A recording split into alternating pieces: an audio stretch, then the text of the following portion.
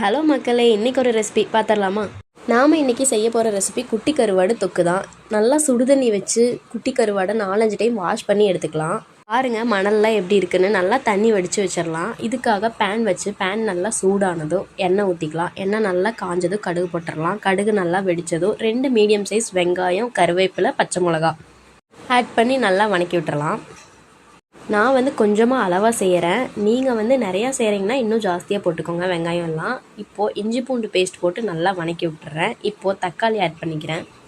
தக்காளியும் நல்லா வணங்கட்டும். உப்பு, மஞ்சத்தூள், மிளகாத்தூள் இது மட்டும் போட்டால் போதும். வேறு எந்த மசாலா பொருட்களும் நீங்கள் ஆட் பண்ண தேவையே இல்லை. இதை ஒரு 5 நிமிஷம் லோ ஃப்ளேமில் வச்சு மூடி வச்சிடலாம். நல்லா வணங்கட்டும். இப்போ கருவாடு வடித்து வச்சுருந்தோம் இல்லையா, அதை போட்டு நல்லா வணக்கிடலாம். மசாலா பொருட்கள்லாம் நல்லா கருவாட்டில் சேரட்டும். நல்லா வணக்கி விட்டுட்டு மூடி வச்சிடலாம். ஒரு 5 நிமிஷம் கழிச்சு எடுத்து பார்த்தீங்கன்னா மசாலா பொருட்கள்லாம் நல்லா சேர்ந்துருக்கும். கடைசியாக கொத்தமல்லி தழை தூவிட்டு நீங்களும் இதே மாதிரி சமைச்சு பார்த்துட்டு எப்படி இருக்குன்னு கமெண்ட்டில் சொல்லுங்கள்.